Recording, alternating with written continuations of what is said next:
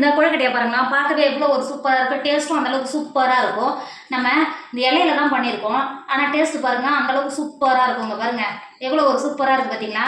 இங்கே பாருங்கள் எதுவுமே உதிராமல் எந்த அளவுக்கு நல்லா சூப்பராக இருக்குது பாருங்கள். கண்டிப்பாக நீ விநியோக சத்துக்கு கண்டிப்பாக நீங்களும் ட்ரை பண்ணுங்கள். அவ்வளோ ஒரு சாஃப்டாக இருக்கும். நீங்கள் சூப்பரான ஒரு சிம்பிளான கொழுக்கட்டை தான் செய்ய போகிறோம். எப்படி செய்யலாம்னு பார்க்கலாமா? Hi friends, welcome to Kerala சமையல். கேரளா சமையலில் பூர்ணம் வச்சு இலைய கொழுக்கட்டை தான் பண்ண போகிறோம். வாங்க எப்படி செய்யலாம்னு பார்க்கலாம். இந்த கொழுக்கட்டை பண்ணுறதுக்கு முதல்ல நம்ம பூர்ணம் தான் ரெடி பண்ண போகிறோம். நான் 1/4 கப்பு நிலக்கடலை நல்லா வறுத்துட்டு தோலெல்லாம் நீக்கிட்டு எடுத்து வச்சுருக்கேன். இது மிக்சி ஜாரில் சேர்த்து கொடுத்துக்கோங்க. அது கூடவே 3 டேபிள் ஸ்பூன் எள்ளு எடுத்திருக்கேன். நல்லா கருத்து எள்ளு எடுத்திருக்கேன், சேர்த்து கொடுத்துக்கோங்க.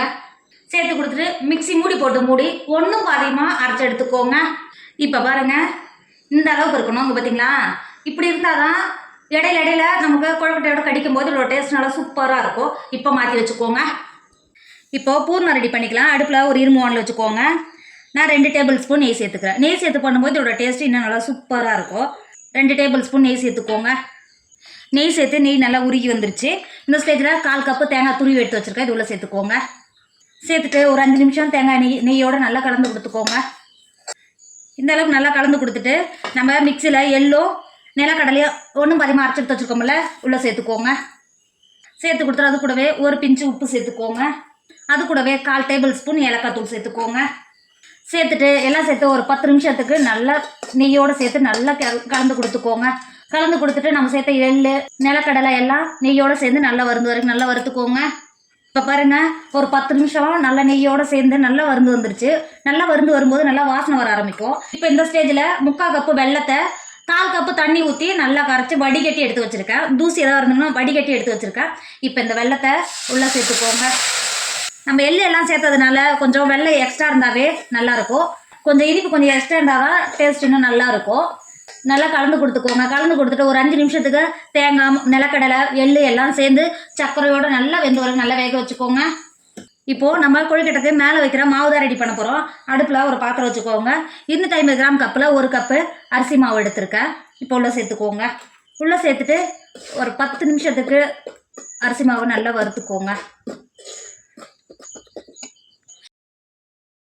இப்போ 10 நிமிஷம் ஆயிடுச்சு. மாவு நல்லா வறுந்து வந்துச்சு.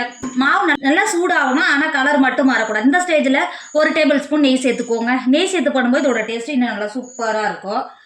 அது கூடவே 1/4 டேபிள் ஸ்பூன் உப்பு சேர்த்துக்கோங்க. நெய் சேர்த்து கொடுத்துட்டு அது கூடவே 1/4 கப்பு நல்லா சூடாக இருக்கிற தண்ணியை சேர்த்துக்கோங்க. இது நல்லா சூடாக கொதிக்க இருக்குது. இந்த தண்ணியை 1/4 கப்பு தண்ணி சேர்த்துக்கோங்க. நீங்கள் அரிசி மாவு எந்த கப்பில் அளந்து எடுத்தீங்களோ அதே கப்பில் நல்லா கொதிக்க இருக்கிற தண்ணியை சேர்த்துக்கோங்க. சேர்த்துட்டு மாவோடு நல்லா கலந்து கொடுத்துக்கோங்க. இப்போ பாருங்கள் நம்ம மாவை நல்லா கலந்து எடுத்துட்டோம். இந்த மாதிரி உங்களுக்கு தண்ணி கொஞ்சம் எக்ஸ்ட்ரா தேவைப்பட்டுச்சுன்னா நீங்கள் எடுக்கிற மாவு வித்தியாசமாக இருக்கும். வறுக்கும் போது நீங்கள் நல்லா வறுத்துட்டீங்கன்னா கலர் மாறிடும், தண்ணி எக்ஸ்ட்ரா தேவைப்படும். கரெக்டாக 10 நிமிஷம் மட்டும் வறுத்திங்கன்னா கரெக்டாக இருக்கும். பார்த்தீங்களா, நம்ம சேர்த்த தண்ணியும் கரெக்டாக இருக்குது. இப்போ வெளில இறக்கிக்கோங்க. இப்போது நல்லா கை வைக்கிற பக்கம் இருக்குது. இப்போ மாவை நல்லா கை வச்சு இது மாதிரி பிசைஞ்சு கொடுத்துக்கோங்க. மாவை நல்லா குழச்சி எடுத்துட்டோம். பார்த்தீங்களா எந்த அளவுக்கு நல்லா சாஃப்டாக இருக்குது. பார்த்தீங்களா, நமக்கு வெளில வைக்கிற மாவு ரெடி ஆகிடுச்சு. மாற்றி வச்சுக்கோங்க. இன்றைக்கி கொழுக்கட்டை அரிசி எதுவும் நம்ம செய்ய போகிறது கிடையாது. இது இருக்குது பார்த்தீங்களா, இந்த இலையை எடுத்துக்கோங்க. அதை நீங்கள் சுருட்டிட்டு இதுக்கு கீழே தென்னை ஊற்றிருக்கு பார்த்தீங்களா, நான் தான் எடுத்துருக்கேன். எடுத்துட்டு இது மாதிரி உடச்சிட்டாவே நமக்கு கப்பு மாதிரி ரெடி ஆகிடும். இந்த இருக்குது பார்த்தீங்களா. நீங்கள் இந்த மாதிரி இலை எடுக்கும்போது நல்லா விளைஞ்சதாக எடுக்கக்கூடாது, கொஞ்சம் கொழுந்து இலையா இருக்கணும். அப்போ தான் கரெக்டாக இருக்கும். நான் எடுத்தது வந்து ஒரு கிராம்போட இலை, நல்ல ஒரு வாசனை வரும். நம்ம ஊரில் இந்த மாதிரி இலை கிடைக்கிறதுக்கு வாய்ப்பு கிடையாது. நல்லா நீங்கள் மா இலை கூட எடுத்துக்கலாம். இல்லை இந்த இருக்குது பார்த்தீங்களா, நான் வாழை இலை எடுத்திருக்கேன். நம்ம ஊரில் வாழை இலை ஈஸியாக கிடைக்கும். இந்த இருக்குது பாருங்கள். இந்த மாதிரி பண்ணிங்கனாவே சூப்பராக வந்துடும். இப்போது நம்ம எடுத்துருக்க தென்னை குச்சி எடுத்துகிட்டு இந்த மாதிரி இருக்குது பார்த்தீங்களா, உள்ளே இது மாதிரி குத்தினாவே ஸ்டெப்பாக நிற்கும். சூப்பராக பார்த்தீங்களா. இதுக்குள்ளே நம்ம மாவு வச்சுக்கலாம். இது மாதிரி தான் நான் ரெடி பண்ணி வச்சுருக்கேன். அது பார்த்தீங்களா, இது மாதிரி தான் ரெடி பண்ணி வச்சுருக்கேன். இப்போ நம்ம குழச்சி வச்ச மாவை கையில் நெய் தடவிக்கோங்க. குழச்சி வச்சுக்கிற மாவுலேருந்து ஒரு நீங்கள் எந்த அளவுக்கு மட்டம் மடிச்சிருக்கீங்களோ அந்த அளவுக்கு எடுத்துக்கோங்க. இப்போ நம்ம எடுத்து வச்சுருக்கிற இலையில இந்த மாவை உள்ளே சேர்த்துக்கோங்க. சேர்த்துட்டு இந்த மாதிரி கையில் கொடுத்து இது மாதிரி அழுத்திக்கோங்க. அழுத்திங்கன்னா கரெக்டாக வந்துடும். இந்த மாதிரி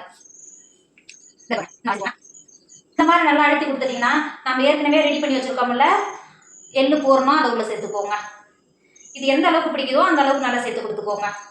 இந்த மாதிரி சேர்த்து கொடுத்துட்டு நம்ம ஊற்றி வச்சிருக்கிற மாவை மேலே சேர்த்துக்கோங்க. இந்த இலையில பண்ணும்போது இதோட வாசனை அந்த அளவுக்கு சூப்பராக இருக்கும். அவ்வளோதான் ஃப்ரெண்ட்ஸ், நம்மளோட கொழுக்கட்டை இலையில செஞ்சது ரெடி. பார்த்தீங்களா?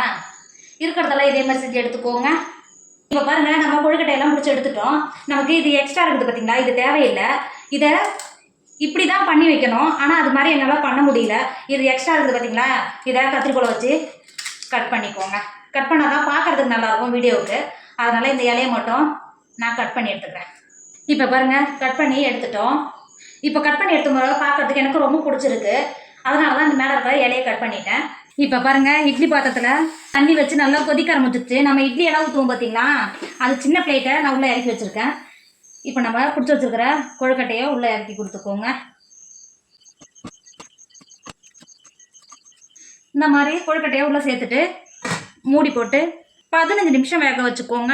இப்போ பாருங்கள், 15 நிமிஷம் ஆயிடுச்சு. நம்ம கொழுக்கட்டையை நல்லா வெந்து வந்துருச்சுங்க. பார்த்தீங்களா, எவ்வளோ ஒரு சூப்பராக வெந்திருக்கு பாருங்கள். உடையில நல்லா வெந்திருக்கு. இப்போ இது வெளில எடுத்துக்கோங்க, வேற ஒரு பிளேட்டுக்கு மாற்றிக்கோங்க. ஃப்ரெண்ட்ஸ், நம்மளோட கொழுக்கட்டை சூப்பராக ரெடி ஆயிடுச்சு. இதோட டேஸ்ட் அந்த அளவுக்கு சூப்பராக இருக்கும், நல்லா சாஃப்டாக இருக்கும். கண்டிப்பாக இந்த விநாயகர் சதுர்த்திக்கு கண்டிப்பாக ட்ரை பண்ணுங்கள். என்னோட வீடியோ உங்களுக்கு பிடிச்சிருந்தா உங்கள் ஃப்ரெண்டு உங்கள் ஃபேமிலிக்கு ஷேர் பண்ணுங்கள். மறக்காமல் கேரளா சமையலை சப்ஸ்கிரைப் பண்ணிக்கோங்க. இனிய விநாயகர் சதுர்த்தி நல்வாழ்த்துக்கள்.